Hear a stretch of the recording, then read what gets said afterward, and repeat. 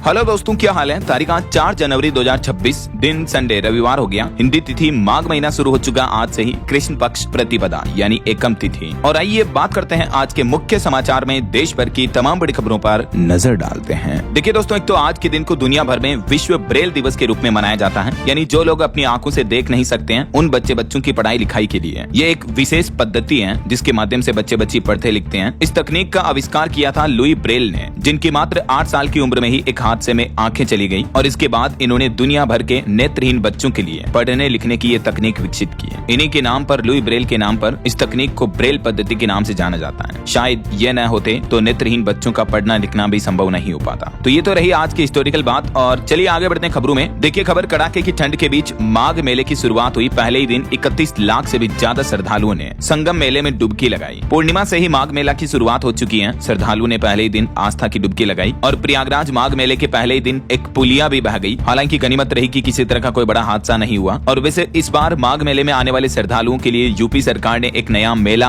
Rail सेवा mobile app भी launch कर दिया है, जहां एक ही प्लेटफॉर्म पर आपको सारी सुविधाएं मिलेगी। इंडियन रेलवे की तरफ से लॉन्च किया गया है। चलिए अगला अपडेट देखिए दोस्तों। इस साल 2026 का ये आज पहला रविवार है और इस मौके पर रवि पुष्य योग भी बन रहा है। पुष्य नक्षत्र के मौके पर कोई भी शुभ कार्य की शुरुआत अगर आप करना चाहते हो तो बिना मुहूर्त देखे की जा सकती है ना। और आज के कुछ बड़े इवेंट देखिए। आज प्रधानमंत्री नरेंद्र मोदी 4 जनवरी को यूपी वाराणसी में 72वें राष्ट्रीय वॉलीबॉल टूर्नामेंट का भी उद्घाटन करेंगे, दोपहर 12 बजे वीडियो कॉन्फ्रेंसिंग के माध्यम से। वहीं पश्चिम रेलवे पर आज मेगा ब्लॉक रहेगा। 3-4 जनवरी को लगभग 250 से ज्यादा लोकल ट्रेनें रद्द रहेगी, मुंबई रूट वाली। और छत्तीसगढ़ रायगढ़ में आज 4 जनवरी को हृदय एवं कैंसर रोग विशेषज्ञों का विशेष शिविर आयोजित होगा। देश के वाणिज्य मंत्री पीयूष गोयल भी 4-5 जनवरी को तमिलनाडु राज्य का दौरा करेंगे। विधानसभा चुनाव की तैयारियों का जायजा भी लेंगे। वहीं महाराष्ट्र निकाय चुनाव को लेकर भी आज 4 जनवरी को उद्धव और मनसे का वचननामा यानी चुनावी घोषणा पत्र जारी किया जाएगा। और बड़ी खबर देखिए, पंजाब में बिजली संशोधन बिल, बीज बिल व मनरेगा बिल के खिलाफ बीकेयू यानी भारतीय किसान यूनियन आज 4 जनवरी को निकालेगा मोटरसाइकिल मार्च भी। भारतीय किसान यूनियन की मांग है इन सभी बिलों को वापस लिया जाए या इनमें संशोधन किया जाए ऐसा। और राजस्थान राज्य में देखिए आज आईटी हब बनने की और एक नई पहल होगी। 4 जनवरी से डिजी फेस्ट टाई ग्लोबल समिट 2026 का आयोजन होने जा रहा है। 4 से 6 जनवरी तक चलेगा ये। तो ये तो कुछ आज के बड़े इवेंट रहे। और चलिए आगे बढ़ते हैं अपन खबरों में। देखिए पहली बड़ी खबर, नए साल 2026 की शुरुआत में ही दोस्तों दुनिया में एक बार फिर से टेंशन तनाव भरा माहौल शुरू हो चुका है। युद्ध की शुरुआत हो गई है। देखिए अमेरिका ने वेनेजुएला पर बड़ा हमला किया और वहां के राष्ट्रपति को भी पकड़ लिया और ऐसी हरकत की कि राष्ट्रपति को बेडरूम से पति पत्नी दोनों को घसीटकर बाहर निकाला और फिर उन्हें अमेरिका के न्यूयॉर्क लाया जा रहा है। और ये सब पूरे ऑपरेशन को लाइव देख रहे थे अमेरिकी राष्ट्रपति डोनाल्ड ट्रंप भी। इस ऑपरेशन के बाद ट्रंप बोले कि वेनेजुएला पर अब हमारा कब्जा है, वहां की सेना हमारे सामने टिक नहीं पाई। वेनेजुएला के राष्ट्रपति को पत्नी समेत बेडरूम से घसीट कर पकड़ा। अमेरिका के राष्ट्रपति डोनाल्ड ट्रंप की यह हरकत वाकई में एक निंदनीय हरकत है और इस घटना के बाद अमेरिका का अंतर्राष्ट्रीय लेवल पर दुनिया भर में कई देशों द्वारा विरोध भी देखने को मिल रहा है। इससे पहले वेनेजुएला के कई शहरों पर अमेरिकी सेना ने बीती रात मिसाइलों से हमला भी किया। ये तस्वीरें आप देख सकते हैं। आखिर अमेरिका और वेनेजुएला के बीच ये इतना बड़ा युद्ध क्यों शुरू हुआ, जबकि दोनों देशों के बीच दूरी तकरीबन 2500 किलोमीटर से भी ज्यादा है। ये ग्लोब पर नक्शे में आप देख सकते हैं कि अमेरिका और वेनेजुएला कितनी दूर है। ऐसा तो है नहीं कि हमारे भारत पाकिस्तान की तरह पड़ोसी देश है जो कश्मीर के लिए मतलब जमीनी हक की वजह से दो देशों के बीच लड़ाई हो रही हो, राइट। फिर आखिर इतनी दूरी के दो देशों के बीच इतनी भयंकर लड़ाई युद्ध क्यों हुआ, तो इसके पीछे 3 बड़े कारण बताए जा रहे हैं दोस्तों मीडिया रिपोर्ट्स के मुताबिक। पहला तो अमेरिका का कहना है कि वेनेजुएला की सरकार अंतर्राष्ट्रीय सुरक्षा के लिए खतरा बन रही थी, वहां से अमेरिका के खिलाफ साजिशें हो रही थी। दूसरा, ट्रंप ने आरोप लगाया कि वेनेजुएला के जरिए खतरनाक ड्रग्स तस्करी हो रही है। और तीसरा, ट्रंप का यह भी आरोप है कि वहां के राष्ट्रपति की नीतियों की वजह से लाखों वेनेजुएलाई लोगों को देश छोड़कर अमेरिका भागना पड़ा है। इस वजह से अमेरिका ने वेनेजुएला पर रातों रात इतना बड़ा हमला किया और वहां की सरकार ही भंग कर दी, राष्ट्रपति को ही उठा लिया, अगवा कर लिया। देखिए जरा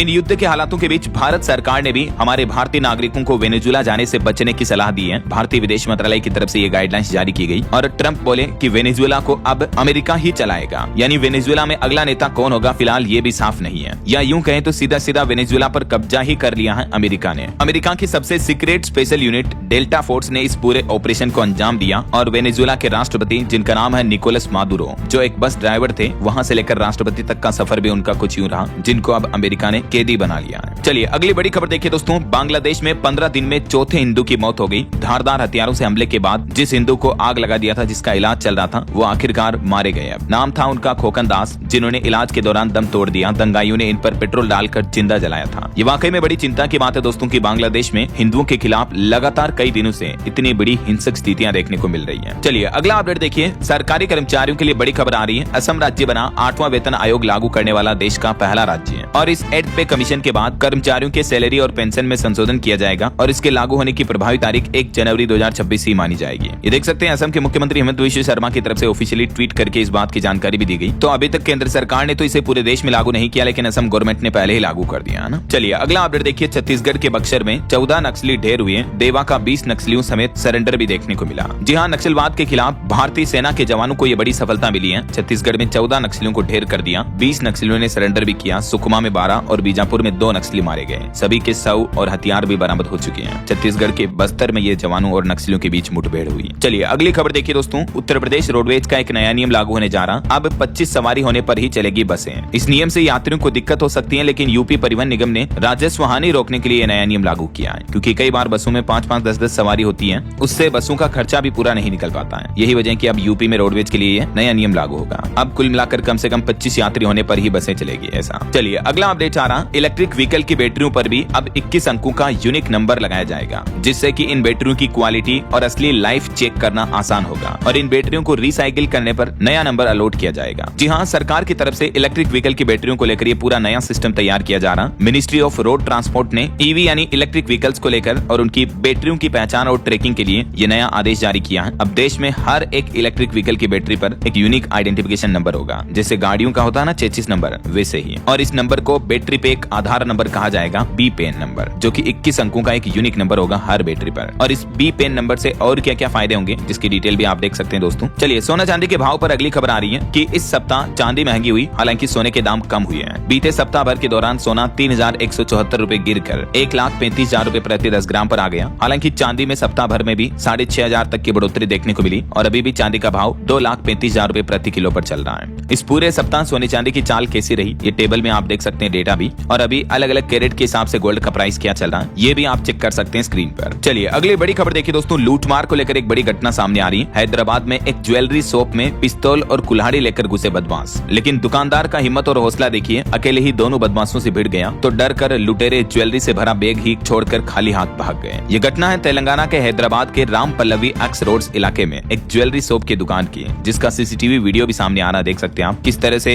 ये चोर उचक के बदमाश आते हैं, अंदर घुसते हैं और फिर ज्वेलरी शॉप के मालिक के साथ मारपीट करने लग जाते हैं और सोने चांदी के गहनों को बैग में भरने लग जाते हैं। लेकिन दुकानदार इनसे भिड़ गया तो लुटेरे बैग छोड़कर भाग गए। लेकिन ऐसी घटनाएं आज भी हमारे देश में बताती हैं दोस्तों की लॉ एंड ऑर्डर, कानून का खौफ अभी भी बदमाशों में नहीं है। ऐसी घटनाओं को रोकने के लिए आज भी हमारे देश में सख्त कड़े कानून लागू करने की जरूरत है, राइट। चलिए अगली खबर देखिए दोस्तों। दिल्ली में भगवान बुद्ध से जुड़े एग्जीबिशन का उद्घाटन किया पीएम नरेंद्र मोदी ने और इस दरमियान अपने संबोधन में पीएम मोदी बोले कि 125 साल बाद बुद्ध के अवशेष भारत लाए गए। उनके लिए ये एंटीक पीस थे, हमारे लिए सब कुछ है। इन अवशेषों को दिल्ली के राय पिथौरा सांस्कृतिक परिसर में रखा गया है। ये तस्वीरें भी आप देख सकते हैं। चलिए अगली बड़ी खबर देखिए। पाकिस्तान ने चीन को संघर्ष रुकवाने का क्रेडिट दिया। आपको पता होगा अभी 4 दिन पहले चाइना ने यह बयान दिया था कि भारत पाकिस्तान के बीच जो युद्ध हुआ था उसमें हमने मध्यस्थता की थी। पहले ये क्रेडिट डोनाल्ड ट्रंप ले रहे थे और अब चाइना कहने लगा कि ऑपरेशन सिंदूर के दौरान भारत पाकिस्तान के बीच सीज फायर हमने करवाया। तो अब पाकिस्तान ने चीन के इस दावे का भी समर्थन किया, देखिए जरा। और चाइना की टेक्नोलॉजी से जुड़ी एक बड़ी खबर देखिए दोस्तों। कैंसर के इलाज पर बड़ी उपलब्धि। चीन में एआई यानी आर्टिफिशियल इंटेलिजेंस ने बिना लक्षण वाला पेंक्रियाज कैंसर पहचान लिया और एप्पल कंपनी के सीईओ स्टीव जॉब्स की भी जान इसी कैंसर की वजह से गई थी। ये कैंसर होने के बाद 90% मरीज जो है वो 5 साल भी नहीं जी पाते हैं। लेकिन अब एआई इंसानों से भी, विशेषज्ञ डॉक्टरों और वैज्ञानिकों से भी कितना आगे निकल चुका है, इस बात का अंदाजा आप इसी से लगा सकते हैं। चीन में जब 57 साल के मजदूर की डायबिटीज की जांच करवाई जा रही थी, उसी जांच में उन्हें पेनक्रियाज के कैंसर का पता चला और ये कैंसर का टेस्ट भी नहीं किया गया, बल्कि हॉस्पिटल एआई की मदद से जब बीमारियों की पहचान की टेस्टिंग कर रहा था तो एआई ने खुद ये कैंसर डिटेक्ट किया। उसके बाद डॉक्टरों ने तुरंत ऑपरेशन करके ट्यूमर निकाल दिया तो मजदूर की जान बच गई। मेडिकल साइंस में ये एक बहुत ही बड़ी उपलब्धि है एआई और टेक्नोलॉजी के माध्यम से, है ना, क्योंकि जहां टेस्ट फेल हो रहे हैं वहां भी एआई पास हो रहा है। चलिए अगला अपडेट आ रहा। सदानंद दाते बने महाराष्ट्र के नए डीजीपी, जो कि 26/11 आतंकी हमले के भी हीरो रहे थे। और वहीं पॉलिटिक्स से खबर आ रही दोस्तों। पश्चिम बंगाल में चुनाव से पहले टीएमसी सांसद मौसम नूर कांग्रेस में लौटी। ये मालदा से चुनाव लड़ सकते हैं, ऐसी मीडिया रिपोर्ट्स हैं। और बड़ी खबर आ रही। दिल्ली पुलिस ने 180 करोड़ के साइबर फ्रॉड का बड़ा भंडाफोड़ किया, 2 लोगों को गिरफ्तार किया, 20 सेल कंपनियों से इन्होंने रकम ट्रांसफर की थी। दिल्ली पुलिस ने ऑपरेशन साई होप के तहत ये बड़े साइबर क्राइम नेटवर्क का खुलासा किया है। चलिए अगली खबर देखिए। एक देश एक पंचांग सिस्टम के लिए एक नया प्लेटफॉर्म बनेगा। केंद्रीय संस्कृत विश्वविद्यालय की वेबसाइट से प्रिंट करा सकेंगे कैलेंडर। जी हाँ, हिंदी कैलेंडर के कॉन्फ्लिक्ट को खत्म करने के लिए ये एक नई पहल है। एक देश एक पंचांग मतलब कई बार आपने देखा होगा तिथियों की गणना अलग अलग पंचांगों में अलग अलग देखने को मिलती है। कुछ पंचांग बताते हैं दिवाली कब है, कुछ पंचांग बताते हैं राखी कब है, त्योहारों की अलग अलग तारीखें आती है, राइट। तो इस तरह के विरोधाभास को खत्म करने के लिए अब ये नई पहल की जा रही है। देश में अब व्रत त्योहारों या तिथियों में मत भिन्नता नहीं रहेगी। सनातन धर्मावलंबी एक ही पंचांग को माने, इसके लिए अब केंद्रीय सांस्कृतिक विश्वविद्यालय ने ये एक नई प्लेटफॉर्म देने की पहल की है। ऑनलाइन इस पोर्टल के माध्यम से जल्दी आपको एक देश एक पंचांग का लिंक मिलेगा जिसे आप डाउनलोड कर पाएंगे, है ना। चलिए बड़ी खबर देखिए दोस्तों। मध्य प्रदेश के इंदौर में जहरीले पानी की वजह से मरने वालों की संख्या का आंकड़ा बढ़कर 16 पहुंच चुका है। अभी डर के मारे लोग बाग यहाँ नल का पानी भी नहीं पी रहे हैं। लोग टैंकर और बोरिंग पर निर्भर हैं। नर्मदा के पानी से भी लोगों का भरोसा उठ गया है। दूषित पानी से अब तक 16 लोगों की मौतें हो गई हैं। और पॉलिटिक्स से जुड़े कुछ और बड़े अपडेट देखिए। तृणमूल कांग्रेस टीएमसी के राष्ट्रीय महासचिव और ममता बनर्जी के भतीजे अभिषेक बनर्जी ने बोला कि मुख्य चुनाव आयुक्त जादूगर हैं, वो वोटर गायब कर रहे हैं। भाजपा सांसद सांप की तरह हैं, कितना भी दूध पिला ले एक दिन डसेगा ही। वहीं कर्नाटक के मुख्यमंत्री सिद्धारमैया बोले कि मनरेगा हटाकर सरकार ने गांधी को दूसरी बार मारा। बीजेपी और आरएसएस महिला दलित विरोधी है। तो इसी मुद्दे पर कांग्रेस 10 जनवरी से देश भर में आंदोलन करेगी। जो केंद्र सरकार मनरेगा की जगह जी राम जी बिल लेकर आई है, तो उसके खिलाफ अब कांग्रेस 10 जनवरी से सड़कों पर उतरेगी और देश भर में आंदोलन विरोध प्रदर्शन देखने को मिलेंगे। कई जगहों पर तो कांग्रेस ने ऐलान किया कि मनरेगा बचाओ अभियान की शुरुआत 8 जनवरी से ही हो जाएगी। और पॉलिटिक्स से एक और अपडेट आ रहा है। हिमाचल कांग्रेस के 11 नए जिलों में अध्यक्ष नियुक्त किया पार्टी ने। वहीं बीएमसी चुनाव 2026 पर भी खबर आ रही कि पार्टी नहीं बल्कि पार्षद का काम बड़ा फैक्टर बनेगा। सर्वे में खुलासा आ रहा कि 50% महिलाओं का समर्थन बीजेपी और शिवसेना को होगा। ठाकरे ब्रदर्स को एक तरफा मराठी वोट भी नहीं मिल रहे हैं। बीएमसी यानी ब्रिन मुंबई महानगर पालिका के चुनाव से पहले ये चौंकाने वाली सर्वे रिपोर्ट सामने आ रही है। और खबर है उत्तर प्रदेश में एसआईआर में लगे बीएलओ को निर्देश जारी हुए। 5 जनवरी तक पोर्टल पर अपलोड करना होगा एएसडी लिस्ट का विवरण भी है। तो ये कुछ पॉलिटिक्स के अपडेट चल रहे हैं। और इस बीच देखिए अगली बड़ी खबर। 23 साल पुरानी सरकारी कर्मचारियों की मांग आखिरकार पूरी होने जा रही है। तमिलनाडु राज्य में लागू होगी एश्योर्ड पेंशन योजना। जी हाँ, तमिलनाडु सरकार ने अपने सरकारी कर्मचारियों और शिक्षकों के लिए एश्योर्ड पेंशन योजना लागू करने का ऐलान किया है। खुद तमिलनाडु के मुख्यमंत्री एम.के. स्टालिन की तरफ से सरकारी कर्मचारियों को यह भरोसा दिया गया। यानी यूं समझ सकते हैं कि तमिलनाडु में सरकारी कर्मचारियों को फिर से पुरानी पेंशन जैसे ही लाभ मिलना शुरू हो जाएंगे। जो नई पेंशन स्कीम है उससे हटकर होगी ये एश्योर्ड पेंशन स्कीम, जिसमें ओपीएस जैसे ही लाभ बेनिफिट देखने को मिलेंगे। और वहीं बड़ी खबर आ रही है, एम्स के नियमों में बड़ा बदलाव किया गया। अब ऑनलाइन अपॉइंटमेंट लेने वालों की तरजीह है, यानी इस तरह के पेशेंट को वरीयता दी जाएगी, प्राथमिकता दी जाएगी। बाकी के मरीजों को लंबा इंतजार करना पड़ सकता है। यानी एम्स के नए नियमों के तहत जो लोग बिना ऑनलाइन अपॉइंटमेंट के आते हैं उन्हें अब इलाज के लिए लंबी लाइन में लगना पड़ सकता है। क्योंकि एक तो रेफरल मरीजों को खास प्राथमिकता इसलिए दी जा रही है क्योंकि ये ऐसे मामले होते हैं जिनका इलाज दूसरे अस्पतालों में मुश्किल होता है। इसलिए एम्स यानी अखिल भारतीय आयुर्वेद संस्थान ने अपने इलाज के नियमों में यह बड़ा बदलाव किया है और इसको लेकर ये गाइडलाइंस भी जारी कर दिया है। और वहीं देखिए उत्तर प्रदेश की राजनीति में एक बड़ी घोषणा। अखिलेश यादव ने ऐलान करते हुए कहा कि प्रदेश में सपा की सरकार बनने पर महिलाओं को हर साल मिलेंगे 40-40 हजार रूपए। सपा प्रमुख अखिलेश यादव की तरफ से ये घोषणा की गई। और वहीं आने वाले बजट 2026 को लेकर भी एक रिपोर्ट सामने आ रही दोस्तों। चावल निर्यातकों ने वित्त मंत्रालय से अपील की है किसानों की आय व वैश्विक हिस्सेदारी बचाने के लिए भी पैकेज जरूरी है। तो केंद्र सरकार से गुजारिश की है कि आने वाले बजट में इस तरह का पैकेज भी रखा जाए। और वैसे बजट में 30% स्लेब वाले टैक्स पेयर्स को भी खुशखबरी मिल सकती है क्योंकि अभी लगभग 12 लाख रुपए तक तो टैक्स फ्री है। तो अब आखिर मिडिल क्लास के लिए इनकम टैक्स को लेकर सरकार का अगला दांव क्या होगा ये भी देखना बड़ा दिलचस्प होगा। 1 फरवरी 2026 को बजट जारी किया जाएगा ना। अच्छा, वैसे बजट से पहले ही सरकार की तरफ से कुछ नए नियम भी लागू कर दिए गए हैं। कल शाम को मैंने डीएलएस न्यूज चैनल पर एक अलग से वीडियो डाला है। 1 फरवरी 2026 से हमारे देश में 10 नए नियम बड़े बदलाव लागू होने जा रहे हैं। कौन कौन से, तो आप ये आज की खबरें समाप्त होने के बाद इस वीडियो को देख लीजिएगा जिसमें आपको पूरी जानकारी मिल जाएगी, ठीक है ना। बहरहाल अभी तो अपन कुछ और महत्वपूर्ण और काम की खबरें देखेंगे दोस्तों, लेकिन फिलहाल वक्त तो चला है आज के ताजा मौसम समाचार जानने का। और हाँ, एक छोटी सी रिक्वेस्ट आपसे ये है कि अगर आप डीएलएस न्यूज चैनल से अभी तक भी जुड़े नहीं हो तो जुड़ जाइए। चैनल को सब्सक्राइब करके बेल आइकन जरूर दबा दीजिएगा और इस वीडियो पर एक लाइक और शेयर भी कर देना ताकि आपको रोजाना की ताजा खबरें, महत्वपूर्ण मुख्य समाचार, काम के न्यूज अपडेट सबसे पहले आपके मोबाइल पर मिलते रहेंगे। ओके, और चलिए बिना टाइम वेस्ट किए सीधा आगे बढ़ते मौसम अपडेट में। तो देखिए दोस्तों, राजस्थान राज्य में तो नए साल में पहली बार कुछ जिलों में 0 डिग्री तापमान देखने को मिला। मध्य प्रदेश में अगले 3 दिन घना कोहरा छाया रहेगा। उत्तराखंड के केदारनाथ में बर्फबारी हो रही है और बद्रीनाथ में टेम्परेचर -13 डिग्री तक चल रहा है। राजस्थान में भी कोहरे की वजह से एक बड़ा हादसा हादसा हो गया, बस पलट गई, 30 पैसेंजर्स घायल हो गए। और राजस्थान के माउंट आबू में तापमान 0 डिग्री सेल्सियस पहुंच चुका है। हालात ये हो रहे हैं कि रेगिस्तानी इलाकों में भी बर्फीली हवाएं चल रही है। जयपुर जोधपुर में फ्लाइट्स वगैरह भी लेट हुई कोहरे की वजह से। और इधर मध्य प्रदेश की स्थितियां देखिए, एमपी में भी कोहरे की वजह से कई ट्रेनें 7 घंटे तक लेट रही। जनवरी में मध्य प्रदेश में 15 दिन शीतलहर चलेगी। इंदौर भोपाल ग्वालियर में बारिश के भी आसार हैं। वहीं हरियाणा राज्य में भी देखिए दोस्तों, पहली बार घने कोहरे का रेड अलर्ट जारी हुआ। 3 जिलों में विजिबिलिटी 0 चल रही है। 4 डिग्री सेल्सियस तक तापमान भी गिरेगा। हरियाणा के 9 जिलों में कोल्ड डे की चेतावनी भी है। और उत्तराखंड में तो देखिए, बारिश और बर्फबारी की कमी की वजह से पूरा हिमालय मानो सूख सा गया है। पूरे उत्तराखंड में दिसंबर में बारिश नहीं हुई। ग्लेशियर और फसलों पर भी इफेक्ट पड़ेगा, वरना सर्दियों में भी उत्तराखंड जैसे पहाड़ी इलाकों में कई दिनों में अच्छी बारिश देखने को मिलती है। बाकी और भी दोस्तों, अगले 24 घंटों के दौरान देश भर में मौसम की संभावित गतिविधियां क्या रह सकती हैं। स्काईमेट वेदर की रिपोर्ट के मुताबिक कुछ डिटेल्स आप देख सकते हैं। अगले 2 दिन देश में मौसम का हाल क्या रहेगा। मैदानी इलाकों वाले राज्यों में घना कोहरा छाया रहेगा और पहाड़ी राज्यों में भारी बर्फबारी की भी चेतावनी है। बाकी ये भारत के मानचित्र में आप देख सकते हैं किन किन राज्यों में शीतलहर और कोहरे का अलर्ट जारी हुआ। उत्तर प्रदेश में भी मौसम विभाग ने कहा कि आने वाले 2 दिनों में 5 डिग्री तक गिर सकता है पारा। कई जिलों में दृश्यता शून्य हुई। मौसम विभाग ने डरावने वाली चेतावनी जारी की है कोहरे को लेकर। ओके, और चलिए मौसम के बाद आगे बढ़ते हैं खबरों में। कुछ मार्केट अपडेट्स पर नजर डालते हैं। देखिए आप, अडानी इंटरप्राइजेज अगले सप्ताह 1000 करोड़ का पब्लिक बॉन्ड इश्यू लॉन्च करेगी। निवेशकों के लिए अपडेट है। वहीं खबर देखिए, भारत ने रूसी तेल आयात को लेकर अपने संकल्प पर मजबूती दिखाई और देश को 78,000 करोड़ से 58,000 करोड़ की बचत होने का अनुमान है। रूस से तेल इंपोर्ट पर रोक लगाने वाला कोई निर्देश जारी नहीं किया गया।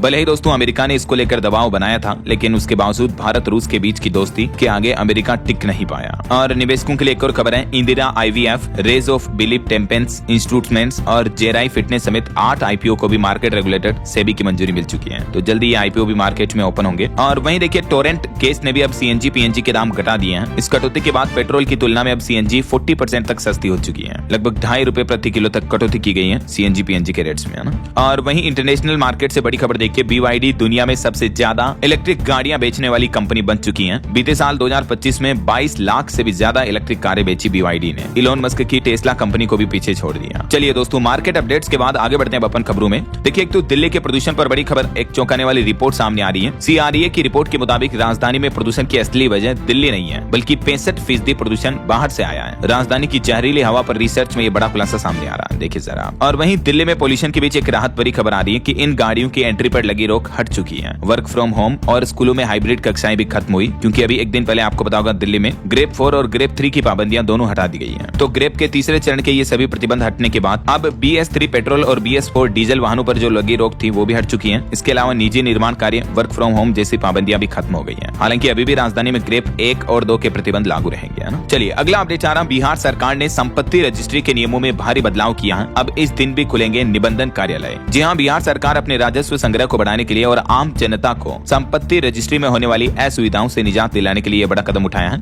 और इस फैसले के तहत दोस्तों अब रविवार की छुट्टी या अन्य घोषित अवकाशों के दिन भी रजिस्ट्रार कार्यालय पूरी तरह से खुले रहेंगे, कार्यशील रहेंगे। और एट CPC को लेकर भी खबर आ रही, देखिए CRPF ने आर्थिक हितों की पैरवी करने के लिए बनाया नया बोर्ड, 8वें वेतन आयोग तक पहुंचाएगा अपने सुझाव भी। और बड़ी खबर देखिए, उत्तर प्रदेश में साइबर अपराध और अपराधियों पर नकेल कसेंगे खास तरह के कमांडो। इसके लिए एक विशेष टीम तैयार की गई है योगी सरकार की तरफ से। और यूपी पुलिस के भी जोन स्तर के पुलिस कर्मियों को स्पेशल ट्रेनिंग दी जा रही है साइबर क्राइम पर लगाम लगाने के लिए। वहीं खबर देखिए, गृह मंत्री अमित शाह अभी 2 दिन के अंडमान निकोबार के दौरे पर पहुंचे और इस दरमियान अमित शाह ने यहाँ तकरीबन 373 करोड़ रुपए की विभिन्न परियोजनाओं का उद्घाटन और शिलान्यास किया। और आपके बच्चों को लेकर एक चौंकाने वाली खबर सामने आ रही, देखिए वैज्ञानिकों की ये 2 स्टडी हर माता पिता को जानना जरूरी है। एक तो जो आजकल के बच्चे मोबाइल फोन ज्यादा देखते हैं, तो बच्चों का स्क्रीन टाइम बढ़ने से न सिर्फ उनकी आंखों को नुकसान पहुंचता है, बल्कि बच्चों के दिमाग भी खोखले हो रहे हैं। हालिया रिसर्च में डॉक्टरों और वैज्ञानिकों ने पाया कि अगर बच्चे में लंबे समय तक गुस्सा, चिड़चिड़ापन, नींद न आना, पढ़ाई में गिरावट होना या व्यवहार में अचानक बदलाव दिखे, तो माता पिता इन बदलावों को नजरअंदाज न करें, बल्कि समय रहते मानसिक स्वास्थ्य विशेषज्ञ से सलाह लें, जिससे बच्चों के भविष्य में आने वाली बड़ी परेशानी से बचा जा सकता है। क्योंकि आपको पता होगा आजकल के बच्चे जो फोन बहुत ज्यादा देखते हैं, इस वजह से कई अस्पतालों में डॉक्टरों के सामने एक केस आ रहे हैं, बच्चों की आंखों में जलन हो रही, सूखापन, धुंधला दिखाई देना, इस तरह की समस्याएं देखने को मिल रही है। इसके अलावा एक केस स्टडी देखिए, बच्चों की पढ़ाई के साथ बढ़ता स्क्रीन टाइम बच्चों के साथ किस तरह से व्यवहार में भी चिड़चिड़ापन आ रहा है। उसके बाद मोबाइल फोन से दूरी बनाने पर बच्चों में गुस्सा और भावनात्मक खिंचाव भी देखने को मिल रहा है। तो इसीलिए एक्सपर्ट्स की भी ये सलाह कि बच्चों से अचानक मोबाइल फोन ना छीने, बल्कि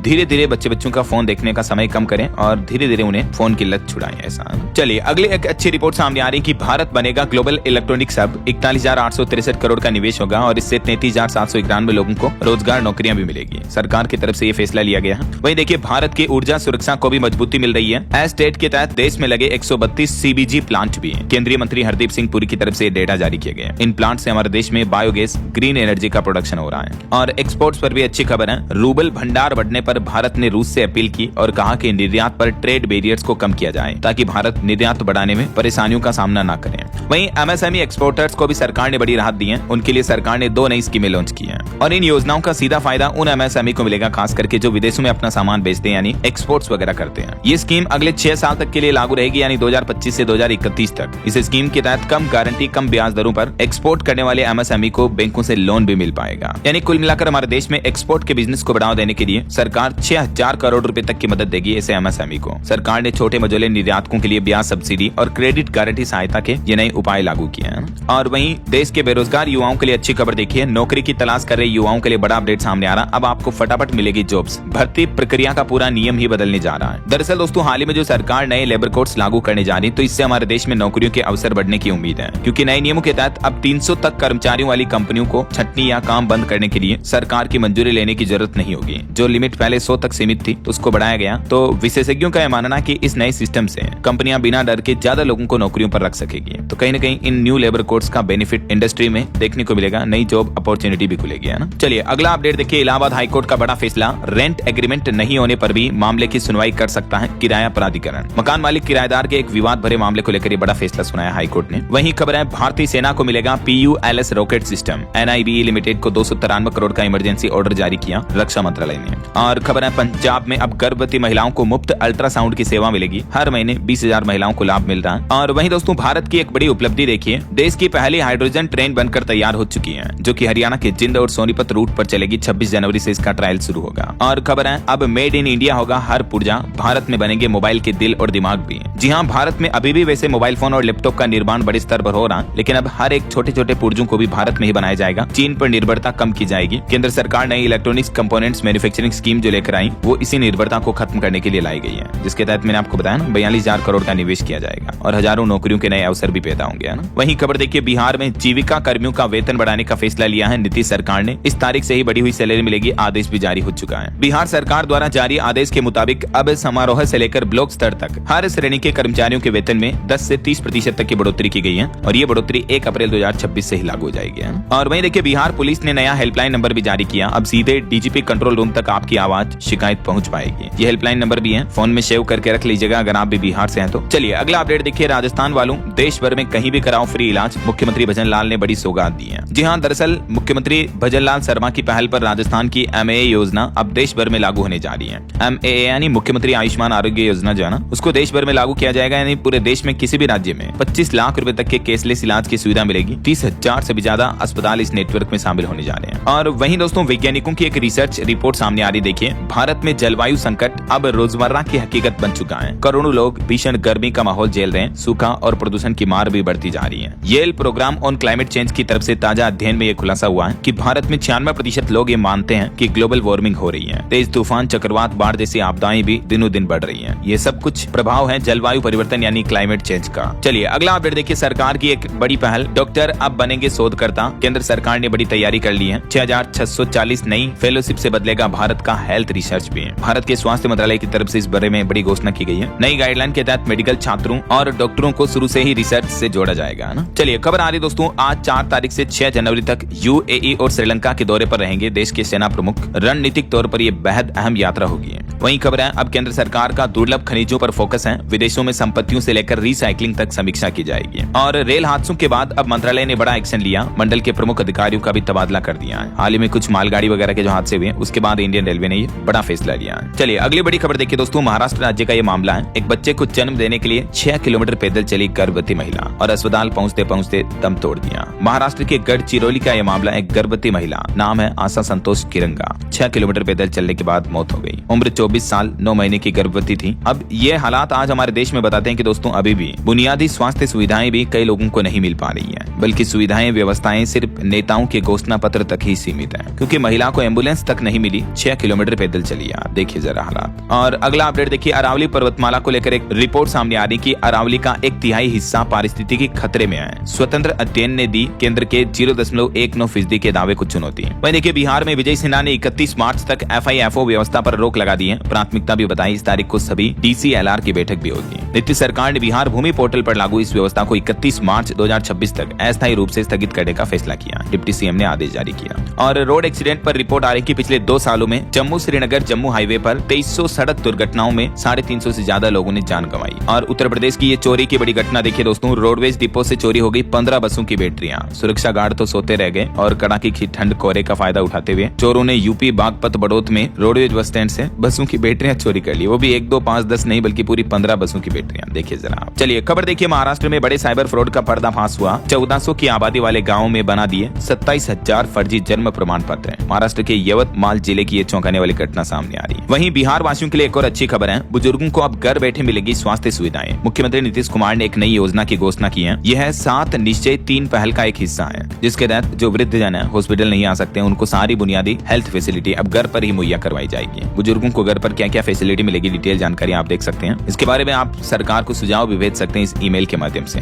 और पोक्सो मामले पर भी रिपोर्ट आ रही कि पोक्सो के मुकदमों के निस्तारण में तेजी आई। बीते साल 2025 में 109% निपटान दर रही, जो कि अच्छी बात है। वहीं खबर है दोस्तों, ताजमहल अगर आप घूमने का प्लान कर रहे हैं तो अभी फ्री में देखने का मौका है। आपको टिकट वगैरह नहीं लेना पड़ेगा। जब 15 से 17 जनवरी तक शाहजहां का 3 दिवसीय उर्स मनाया जाएगा और इसी दौरान ताजमहल में पर्यटकों को निःशुल्क प्रवेश मिलेगा। और चलिए दोस्तों, कुछ इंटरनेशनल न्यूज अपडेट देखिए। पाकिस्तान में 7 इमरान समर्थकों को आजीवन कारावास की सजा सुनाई गई। और वहीं देखिए दोस्तों, न्यूजीलैंड में सिखों के खिलाफ लोगों का विरोध भी बढ़ रहा है इन कुछ कारणों की वजह से। और अमेरिका के राष्ट्रपति पर एक रिपोर्ट आ रही है कि ट्रंप हर डील में अपने परिवार का फायदा देखते हैं। खुद एक अमेरिकी अखबार ने दावा किया है कि 2025 में अपने फैमिली बिजनेस को बढ़ाया ट्रंप ने। उनके बेटे बेटी और दामाद ही उनका कारोबार संभालते हैं। और अमेरिका के न्यूयॉर्क शहर में देखिए खुलने जा रहा सबसे अनोखा डेटिंग कैफे है, जहां लड़कियों से नहीं बल्कि AI से इश्क लड़ाएंगे लोग बाग। दिल टूटने का डर भी नहीं होगा। अमेरिका के न्यूयॉर्क शहर में ये दुनिया का पहला EVAAI डेटिंग के नाम से कैफे खुलने जा रहा। लोग अपने डिजिटल AI पार्टनर के साथ डेट करेंगे यहाँ। और बड़ी खबर देखिए, दुनिया के 2 मुस्लिम देशों में तनाव बढ़ा।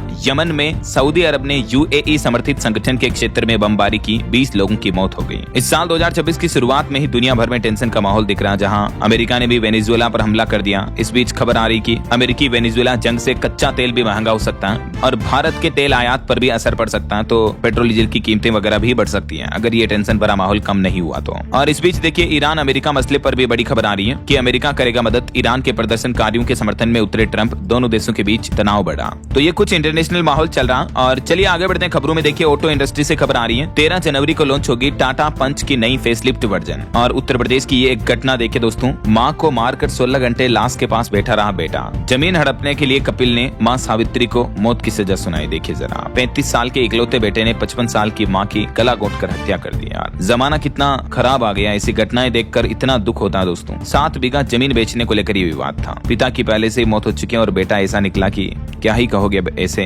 गलत औलादों के बारे में। और वहीं खबर आ रही कि मुंबई का अगला महापौर मराठी और हिंदू होगा। BMC चुनाव प्रचार का आगाज करते हुए बोले देवेंद्र फडणवीस। और तेलंगाना विधानसभा में भी 2 बच्चों वाला नियम खत्म हो चुका है। निकाय चुनाव में अब बच्चों को लेकर लिमिट की कोई पाबंदी नहीं रहेगी। वहीं देखिए, पत्नी के साथ सड़क हादसे का शिकार हुए बॉलीवुड एक्टर आशीष विद्यार्थी, उन्होंने खुद वीडियो शेयर करके जानकारी दी। और उपराष्ट्रपति ने चेन्नई में 90वें सिद्ध दिवस समारोह का उद्घाटन किया। चुनाव आयोग ने देखिए ECI नेट मोबाइल ऐप को बेहतर बनाने के लिए आम लोगों से, नागरिकों से सुझाव मांगे हैं। 10 जनवरी तक सुझाव आमंत्रित किए गए। आप ऐप के माध्यम से अपने सजेशन दे सकते हैं। वहीं फाइनेंशियल ईयर 2026 में भारत का टोल कलेक्शन 9% तक बढ़ने का अनुमान है। और निवेशकों के लिए भी खबर आ रही है, भारत कोकिंग कोल का IPO 9 जनवरी से ओपन होगा। कोल इंडिया बेचेगी 10% हिस्सेदारी। वहीं रिजर्व बैंक ने एक रिपोर्ट जारी की, कहा कि अर्थव्यवस्था मजबूती से आगे बढ़ रही है, देश का बैंकिंग क्षेत्र भी सशक्त है। और बड़ी खबर देखिए, सरस घी के दाम 20 रुपए बढ़ चुके हैं। अब 300 रुपए तक महंगा मिलेगा 15 किलोग्राम वाला टिन। रेलवे से खबर आ रही है, वंदे भारत और शताब्दी एक्सप्रेस ट्रेनों में अब आपको बायोडिग्रेडेबल थाली में मिलेगा खाना। प्लास्टिक की प्लेट्स पर रोक लगेगी। लोगों की हेल्थ को लेकर रेलवे का यह फैसला है। और किसानों के लिए भी खुशखबरी देखिए, बिहार के हर पंचायत में बनेगा कस्टम हायरिंग सेंटर, जहां रेंट पर मिलेंगे किसान भाई लोगों को आधुनिक कृषि यंत्र भी। वहीं उत्तर प्रदेश में फैमिली ID कार्ड से खत्म होगा बिचौलियों का खेल। 15 करोड़ से ज्यादा लोग ले रहे हैं 98 योजनाओं का लाभ इस ID कार्ड से। अगर आपका भी नहीं बना हुआ है तो जरूर बनवा लें। और खबर आ रही है, दिल्ली में बदलेंगे टैक्सी के रूल। अब प्राइवेट कार मालिक भी टैक्सी चलाकर कमाई कर सकेंगे। रेखा गुप्ता सरकार ये नई पॉलिसी लेकर आ रही है। वैसे राजधानी वासियों के लिए एक और अच्छी खबर है। नए साल के मौके पर दिल्ली सरकार ने लोगों को तोहफा दिया, 15 महीने तक मुफ्त मिलेगी चीनी। दिल्ली में AAY राशन कार्ड धारकों को अगले 15 महीने तक मुफ्त पैक्ड चीनी मिलेगी। खुली चीनी में धूल मिट्टी आ रही थी तो दिल्ली सरकार ने ये घोषणा की है। 2027 मार्च तक इस योजना का लाभ मिलेगा ना। वहीं देखिए बिहार को मिलेगा नया आउटिंग डेस्टिनेशन, वाल्मीकि नगर में खुल रहा इंटरनेशनल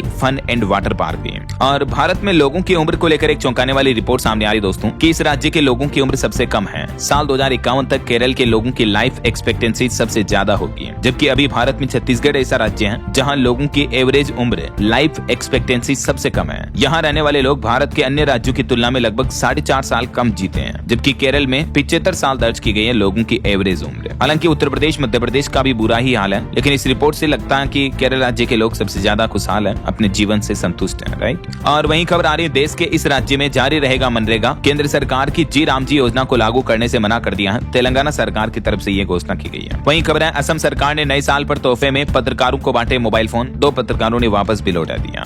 चलिए अगला अपडेट आ रहा, 19 राज्यों में घर बैठे डाउनलोड कर सकेंगे जमीन के कागजात, खरीद बिक्री और लोन मिलने में भी आसानी होगी। सरकार की तरफ से भूमि संसाधन विभाग ने जमीन के रिकॉर्ड को डिजिटल बनाने का काम लगभग पूरा कर लिया है और जल्द ही इस योजना के पहले चरण के तहत देश के 19 राज्यों में आपको ये सुविधा मिलेगी, है ना। जमीनों के रिकॉर्ड्स, डॉक्यूमेंट्स वगैरह सब कुछ ऑनलाइन डाउनलोड करने का ऑप्शन मिलेगा। और खबर आ रही है उत्तर प्रदेश अयोध्या में 47 करोड़ की लागत से बन रहे B ग्रेड फोरेंसिक लैब को मिली रफ्तार, 91% निर्माण कार्य भी पूरा हुआ। कुछ और स्टेट न्यूज अपडेट देखिए दोस्तों। मध्य प्रदेश में एक साल में 56 बाघों की मौत हुई, 36 बाघों का शिकार हुआ। अब 10 जनवरी से 15 फरवरी तक चलेगा ऑपरेशन वाइल्ड ट्रिप 2 अभियान। और छत्तीसगढ़ में बिजली महंगी हो सकती है। पावर कंपनी ने 6000 करोड़ घाटे का दावा किया और 24% टैरिफ बढ़ाने का प्रस्ताव भी रखा है। वहीं छत्तीसगढ़ में RI प्रमोशन एग्जाम निरस्त हुआ और छत्तीसगढ़ में आम आदमी पार्टी की मांग है 10 फरवरी तक धान की खरीदारी किया जाए। वहीं देखिए दुनिया का सबसे बड़ा शिवलिंग बिहार के गोपालगंज तक पहुंच चुका है। जल्दी इसे बिहार के विशाल रामायण मंदिर में स्थापित किया जाएगा। घर बैठे ही आप भी दर्शन कर लीजिए। ये दुनिया का सबसे बड़ा शिवलिंग है। एक ही ग्रेनाइट के पत्थर से बना है। 10 सालों में इसका निर्माण हुआ, जरा सोचिए आप। और इस शिवलिंग को यहाँ पर रखा जाएगा जहाँ निर्माण कार्य भी चल रहा है अभी, है ना।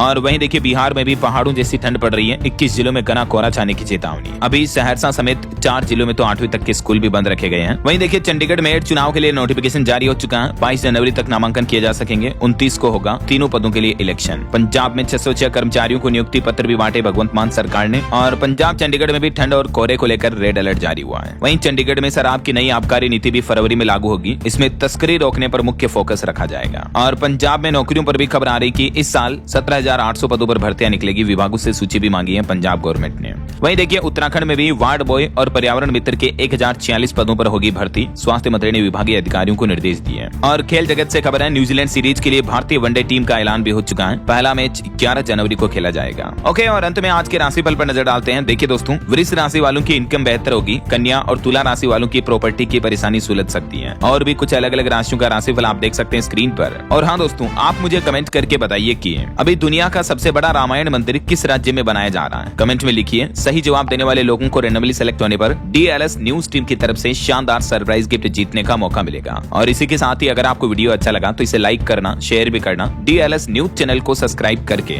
बेल आइकन जरूर दबा देना, रोजाना ऐसी इन्फॉर्मेटिव जानकारियां, महत्वपूर्ण समाचार देखते रहने के लिए। ओके, ख्याल रखिएगा अपने आपका, अपने परिवार का। मिलेंगे अगले नेक्स्ट अपडेट में। तब तक के लिए जय हिंद, जय भारत, वंदे मातरम।